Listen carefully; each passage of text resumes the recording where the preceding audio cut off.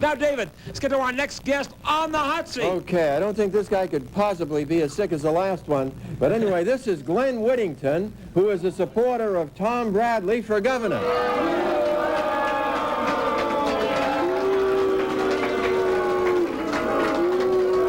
They love you. All right, Glenn, now I understand that you and other Bradley supporters just don't like at all what I've been saying about Tom Bradley being the worst mayor we've ever had. Now, do you really think that Tom Bradley is the right man to be elected in California as governor of the state of California? As opposed to Deukmejian, yes, I do. Yeah. All right, now, why is it then that in the most recent California poll, see if you can explain this, if you think that Bradley is right for California, why in the most recent California poll did it show that George Deukmejian leads Bradley by an amazing 22 points? What do you think about that? Well, that's easy to answer. Fact one is that Deukmejian has been outspending Bradley as far as the media, 7-1. Are you aware of that? No, listen, that has nothing to do with it. You don't think it does?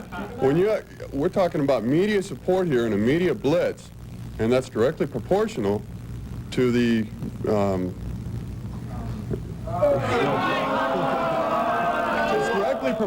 it's directly proportional to the Tom Bradley has spent over $500,000 on radio ads recently, before the poll was taken. And when did Deukmejian start his campaign? Listen, when did he start his campaign? He started his campaign the same time Bradley did. No, he didn't. He started it before Bradley did. All right, let me ask you this. All right, when they first started taking polls last year, in November, when no commercials were run, they showed that Tom Bradley led Deukmejian by 5 percentage points. Every poll taken since, and Bradley has run television commercials ever since, every poll taken since, Bradley has gone down farther and farther and farther. And not only with Republicans, how do you answer this?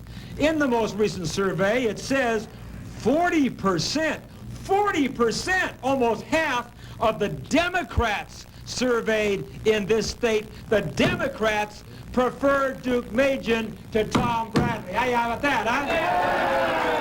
Now, all right, how do you explain that the Democrats are defecting so rapidly from Tom Bradley? Well, first off, the state is in a good economic situation, which is a reflection of the national It's the situation. reflection of a good governor, George Deukmejian, right? It's a reflection of a good president, which is a reflection of the whole country. And you're not going to get an incumbent governor out of office when things are going good. That's what Bradley is facing right now. What Bradley is facing right now is George Deukmejian is a great governor. Do you know? In which way? In 73% of Californians who were at both Democrats and Republicans who were asked, is George Deukmejian doing a good job as governor? 73% said yes. Okay.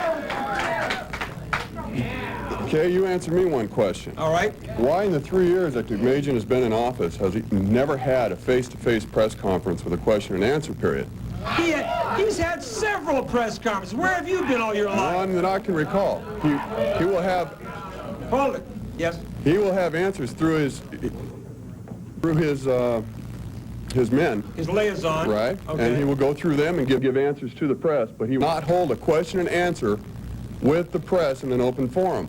Well, maybe because he realizes that the liberal lunatic press are so biased against conservative Republicans that he doesn't want to give them a little the sweat off his brow. You don't think an elected official has a responsibility to the public that has elected him to have that type of and to have a question and answer period? I don't think Deukmejian owes the liberal press one darn thing. Do you? No! Does he owe the conservative press anything?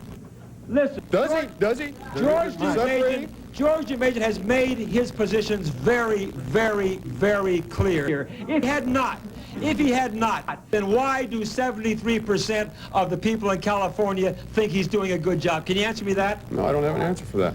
The answer is he's a good governor and he's going to be reelected in a landslide, right? If you want to replace Deukmejian with Bradley, you must think that Bradley can do something better than Deukmejian. Other than hold a press conference, what would it be? Yeah, what is it? Okay, let's talk toxic waste. Let's talk about toxic waste. Let's talk about toxic waste. We all know. Oh, hold on. We all know. Wait. You want to talk about toxic waste, right? Oh, go ahead. And we all know about the $500,000 Okay. that Deukmejian has got in contributions. We all know he's vetoed 21 bills that were directly related. All he has done is taken money that was set up and used it on committees, and nothing really of substance has been done about it. Let me We answer. still have this problem. Nothing's been done. It's all superficial. It's all rhetoric. You are talking through your hat, and the LA Times has refuted that.